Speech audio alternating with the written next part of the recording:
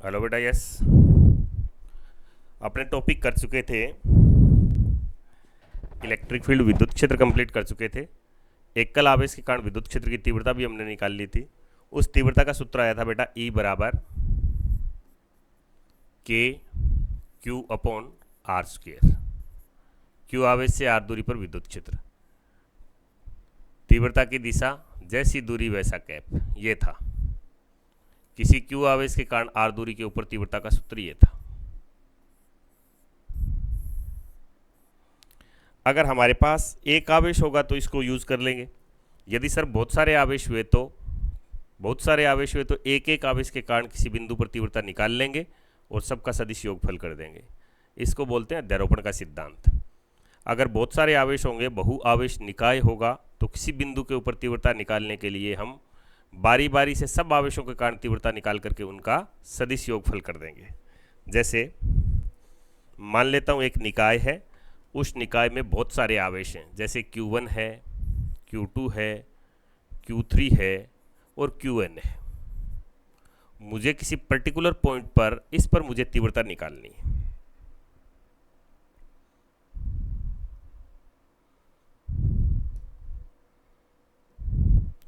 इस पर मुझे तीव्रता निकालनी है, तो ये मान लेता हूं मैं R1 से, Q1 से इसकी दूरी ये है, Q2 से इसकी बिंदु की दूरी ये है, और Qn से इसकी ये है, और Q3 से इसकी ये है।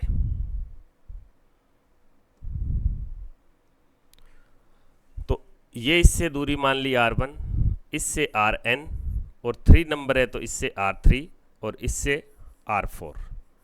तो ये हमारा पॉइंट ऑफ इंटरेस्ट है जिसके ऊपर हमें तीव्रता निकालनी है। तो हम क्या करेंगे, बारी बारी से निकालेंगे। Q1 के कारण निकालूंगा, तो Q1 के कारण R1 दूरी पर तीव्रता क्या लिखूंगा, मैं लिखूंगा E1 बराबर के आवेश कौन सा, Q1, और दूरी कितनी, R1 का स्क्वायर। सर दिशा कौन सी लिखोगे, बेटा R1 कैप लिखेंगे, जैसी दूरी वैसा कैप। अगर ये R1 है तो R1 कैप। इसकी डायरेक्शन किधर होगी, तीव्रता होती है प्लस आवेश से दूर, अवे फ्रॉम पॉजिटिव। ये तीव्रता की दिशा ये आई E1। ऐसे ही इसके कारण तीव्रता निकालोगे तो इसके कारण तीव्रता आएगी अवे फ्रॉम पॉजिटिव, इधर E2, ये E2।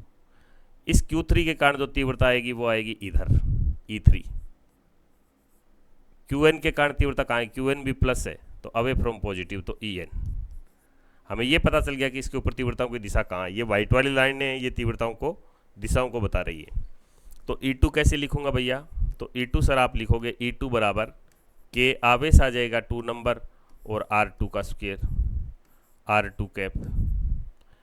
E3 कैसे लिखूंगा, के Q3 अपॉन R3 स्क्वायर और R3 का कैप,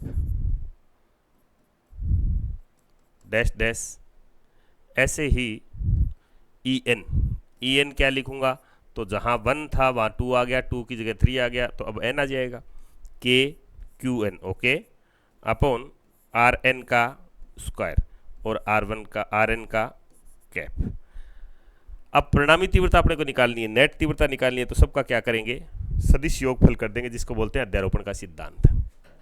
ई टोटल निकालनी है, ई नेट, ई कुल, ई परिणामी, परिणामी तीव्रता। तो क्या करूंगा, सबका वेक्टोरियल सम करूंगा, E1 vector plus E2 vector plus dash dash dash En vector, इन सब का सदिश योगफल E1 क्या लिखूंगा, E1 लिखूंगा के Q1 upon R1 square, R1 cap, plus के Q2 स्क्वायर, E2 का मान लिख रहा हूँ, अपॉन R2 का square, R2 cap, plus dash dash last वाले पद का मान।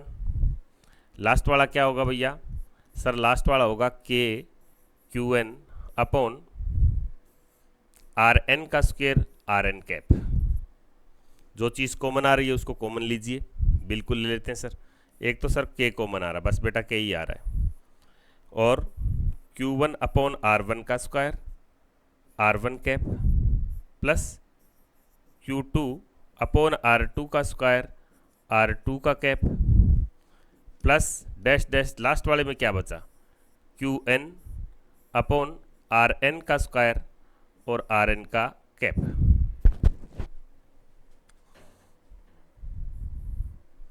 के का मान क्या था, अगर सारे आवेश निर्वात में तो मैं लिखूंगा 1/4πε0। बिल्कुल सर, ये जो बेटा जोड़ है ये बहुत सारे जोड़ है, n पदों तक जोड़ है, और जोड़ के लिए आपको पता है कि जब भी बहुत सारे जोड़ करने होते हैं तो हम सिग्मा बोलो या समेसम के द्वारा इसको हटा देते हैं। ये सिग्मा लगाया हमने, समेसम कहाँ से कहाँ तक, 1 से लेकर के, ये वेरी हो रहा है 1 से लेकर के कहाँ तक, n तक।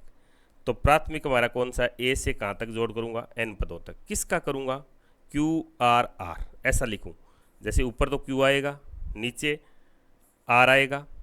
क्या ये नंबर चेंज होगा, यस, जहाँ चेंज होता है वहाँ आई लिख दो। क्या 1 2 3 ऐसे होता जाएगा, बिल्कुल सर। ये तो बेटा स्क्वायर है तो स्क्वायर लिख दूँ।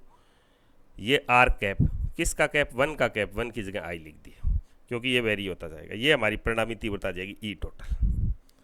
तो याद रखें, बहु आवेश निकाय में बहुत सारे आवेश होंगे तो परिणामी तीव्रता निकालने के लिए व्हाट वी डू, हम सबका सदिश योगफल कर देंगे, वेक्टोरियल सम कर देंगे।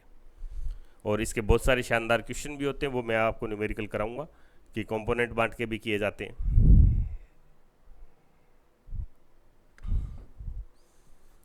अब एक छोटा सा टॉपिक है, उस टॉपिक का नाम है विद्युत क्षेत्र रेखाएं, इलेक्ट्रिक फील्ड लाइन, विद्युत क्षेत्र रेखाएं।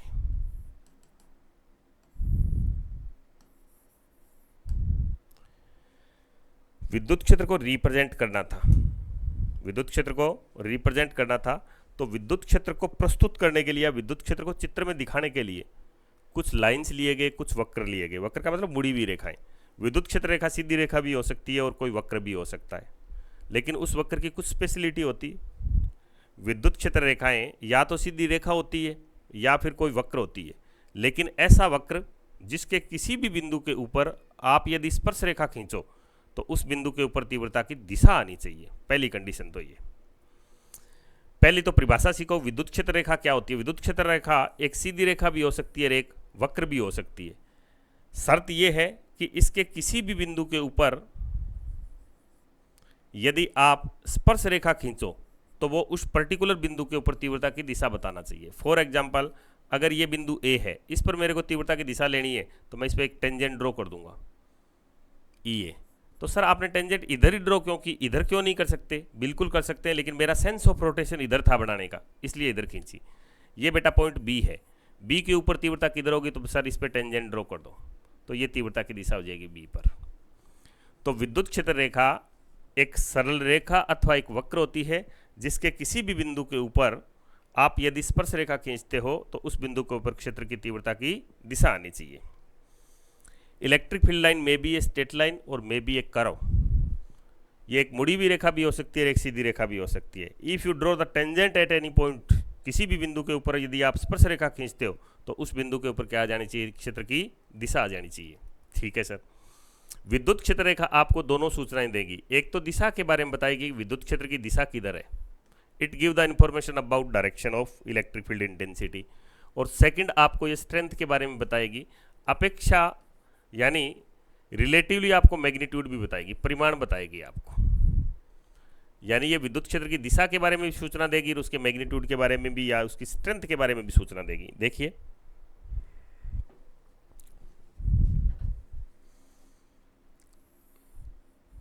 ये विद्युत क्षेत्र रेखाएं हैं,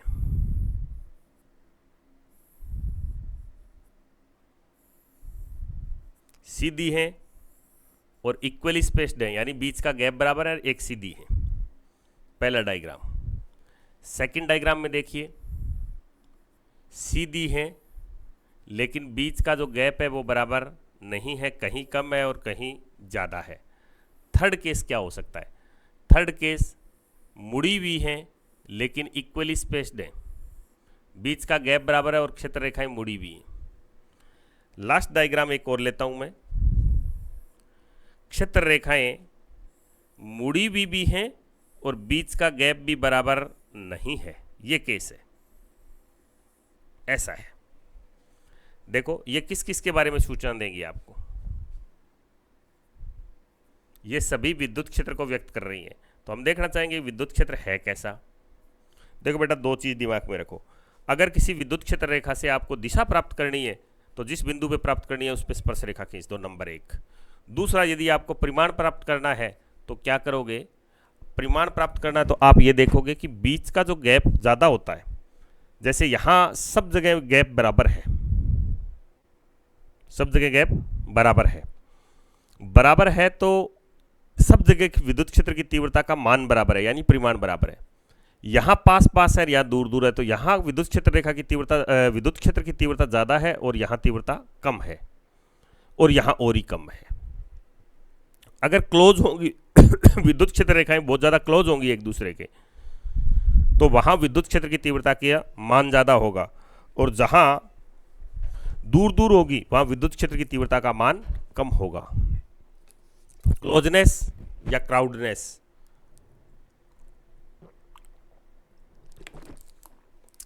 विद्युत क्षेत्र रेखाओं की सघनता, विद्युत क्षेत्र रेखाओं की सघनता क्या बताएगी, तीव्रता के मान, ज़्यादा मान को बताएगी।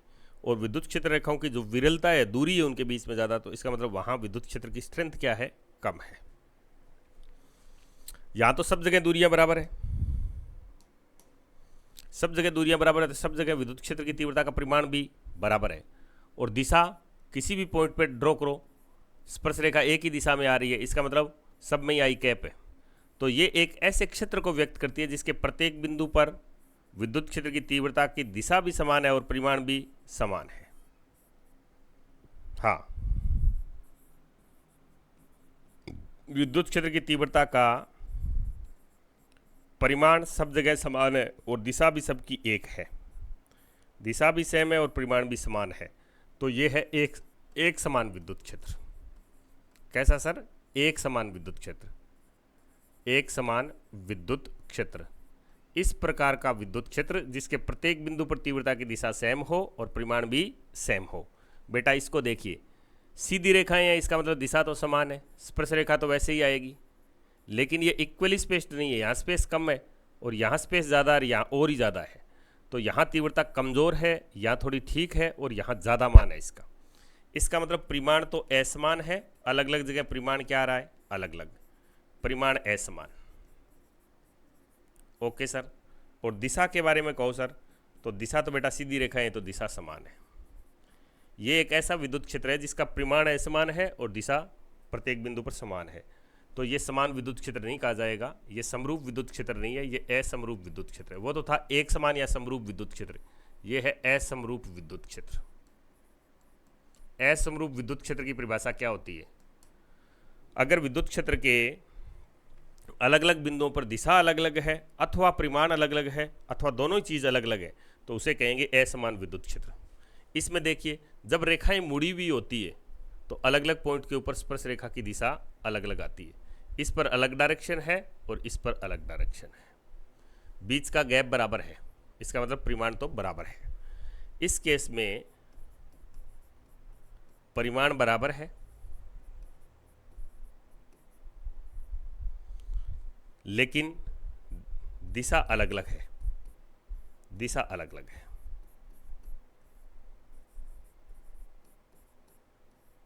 तो ये भी असमान विद्युत क्षेत्र है, असमरूप बोल दो या असमान बोल दो, असमरूप विद्युत क्षेत्र या असमान विद्युत क्षेत्र। Okay sir.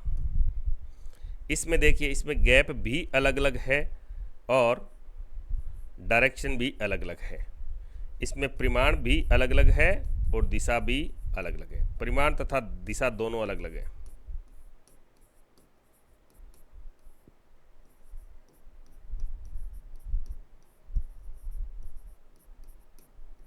अलग अलग है, तो ये भी असमान विद्युत क्षेत्र है। देखो, आपको विद्युत क्षेत्र रेखाओं से विद्युत क्षेत्र पहचानना आना चाहिए। सीधा शॉर्टकट बताऊं आपको, ये तो मैंने डिटेल में समझाया आपको। अगर रेखाएं सीधी हैं तो दिशा समान है, अगर रेखाएं टेढ़ी हैं, ऐसे मुड़ी हुई हैं, तो दिशा अलग अलग है। बीच का गैप बराबर है तो परिमाण बराबर है, बीच का गैप अलग अलग है तो परिमाण भी अलग अलग है। तो सीधी और समांतर जो रेखाएं होती हैं, सीधियों और समांतरों और इक्वली स्पेस्ड हो, तो वो किसको बताएगी बेटा? वो बताएगी एक समान विद्युत क्षेत्र को और समरूप विद्युत क्षेत्र को, यूनिफॉर्म इलेक्ट्रिक फील्ड को। और आपके मोस्ट ऑफ केसेस में 12th में यूनिफॉर्म इलेक्ट्रिक फील्ड ही लगता है। परीक्षा में आपसे विद्युत क्षेत्र रेखाओं के गुण पूछते हैं कि विद्युत क्षेत्र रेखाओं के गुण बताइए। तो पहला तो इसकी परिभाषा में वही हो जाएगा, विद्युत क्षेत्र के किसी भी बिंदु के ऊपर खींची गई स्पर्श रेखा उस पर्टिकुलर बिंदु के ऊपर विद्युत क्षेत्र की तीव्रता की दिशा को व्यक्त करती है। फर्स्ट क्या लिखेंगे बेटा आप? फर्स्ट लिखेंगे किसी पॉइंट के ऊपर खींची गई विद्युत क्षेत्र रेखा, किसी भी पॉइंट के ऊपर विद्युत क्षेत्र रेखा के किसी भी बिंदु पर खींची गई स्पर्श रेखा उस बिंदु के ऊपर विद्युत क्षेत्र की तीव्रता की दिशा को बताती है। जैसे ये बिंदु लिया, इस पर यह स्पर्श रेखा खींची, तो इस बिंदु के ऊपर तीव्रता की दिशा आ जाएगी। ओके सर, पहला गुण। दूसरा बेटा, विद्युत क्षेत्र रेखाएं जो होती है वो प्लस आवेश से शुरू होती है और माइनस आवेश पर टर्मिनेट हो जाती है, समाप्त हो जाती है। यानी ये कहाँ होती है? प्लस से माइनस, स्टार्ट फ्रॉम पॉजिटिव और टर्मिनेट एट नेगेटिव। ये चालक के अंदर कभी भी नहीं जाती, चालक के अंदर प्रविष्ट नहीं करती। ये नेगेटिव की सतह से शुरू होती है और पॉजिटिव की सतह पर समाप्त हो जाती है। तो बेटा ये जहाँ से शुरू होती है ना, वहाँ वापस नहीं आती। यानी ऐसा नहीं होता कि प्लस से स्टार्ट हुई प्लस पर आ गई। इसका मतलब ये क्या नहीं बनाएगी?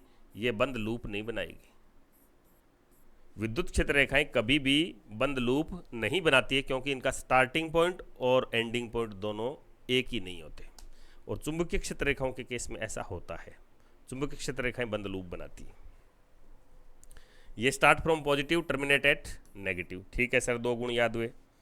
आगे बढ़िए। तो आगे देखो बेटा, ये बड़ा इंपॉर्टेंट है जो बता रहा हूँ वो। विद्युत क्षेत्र रेखाएं, 2 विद्युत क्षेत्र रेखाएं कभी भी एक दूसरे को काटती नहीं हैं, क्योंकि काटेगी तो क्या हो जाएगा? काटेगी तो बवाल हो जाएगा। क्या बवाल हो जाएगा? अगर विद्युत क्षेत्र रेखाएं किसी बिंदु पर काटती है तो उस कटान बिंदु पर, मान लेता हूँ कटान बिंदु ए है, तो इस पर कितनी स्पर्श रेखा खींच सकता हूँ मैं? 2 खींच सकते हो सर। तो ए के ऊपर तीव्रता तो बेटा एक ही डायरेक्शन होगी ना, एक ही बिंदु पर किधर हो सकती? दो डायरेक्शन कैसे हो सकती है? एक आदमी तो एक ही जगह उपस्थित हो सकता है, फिजिकली अलग अलग जगह कैसे हो सकता है? वो वीडियो कॉन्फ्रेंसिंग से हो सकता है, लेकिन फिजिकली तो एक ही जगह प्रेजेंट होगा। ऐसे ही 2 विद्युत क्षेत्र रेखाएं परस्पर कभी भी एक दूसरे को काटती नहीं है, क्योंकि कटान बिंदु के ऊपर क्षेत्र की 2 दिशाएं प्राप्त होती है, जो पॉसिबल नहीं है। It means 2 electric field lines not intersect to each other, क्योंकि 2 विद्युत क्षेत्र रेखा कभी भी एक दूसरे को काटेंगी नहीं। कारण क्या है? अगर काटेंगी तो उसी बिंदु के ऊपर दिशा एक नहीं बल्कि कितनी प्राप्त होगी? 2 होगी। एक बिंदु के ऊपर 2 दिशा का कोई औचित्य नहीं है। ठीक है बेटा, विद्युत क्षेत्र रेखा अगर एक ऐसा स्थान है मुक्त, आवेश मुक्त एक दिक् स्थान है, तो वहाँ विद्युत क्षेत्र रेखा कभी भी टूटेगी नहीं, क्योंकि विद्युत क्षेत्र 0 से इन्फिनिटी तक होता है। तो विद्युत क्षेत्र रेखा स्टार्ट होगी तो अनंत तक जाएगी, कभी भी वो टूटेगी नहीं, बीच में से कभी नहीं टूटती है। लेकिन क्षेत्र कैसा होना चाहिए? आवेश मुक्त क्षेत्र में। बस एक सोर्स ही है विद्युत क्षेत्र को उत्पन्न करने वाला। तो विद्युत क्षेत्र रेखा कभी भी ब्रेक नहीं होती है, टूटती नहीं है। ये वैसे विद्युत क्षेत्र की संरचनात्मक प्रकृति को भी बताती है, क्योंकि electric field is the conservative field, तो ये कंजर्वेटिव नेचर को बताती है। तो मोस्ट ऑफ केसेस में ये आप 4 गुण जरूर याद रखें। शॉर्टली बता देता हूँ कौन कौन से। विद्युत क्षेत्र रेखा के किसी बिंदु पर खींची गई स्पर्श रेखा उस बिंदु के ऊपर क्षेत्र की तीव्रता की दिशा को बताती है। 1, विद्युत क्षेत्र रेखाएं प्लस से शुरू होती है और माइनस पर समाप्त होती है। विद्युत क्षेत्र रेखाएं कभी भी बंद लूप नहीं बनाती है। 2 विद्युत क्षेत्र रेखाएं कभी भी एक दूसरे को काटती नहीं है। आवेश मुक्त क्षेत्र के अंदर विद्युत क्षेत्र रेखा कभी भी टूटती नहीं है, ब्रेक कभी भी नहीं होती है। बेटा विद्युत क्षेत्र रेखा की परिभाषा याद करें, डायग्राम से इसको पहचानना सीखें और आप इनके विद्युत क्षेत्र रेखाओं के गुण तथा इनके रीजन भी बिल्कुल याद करें।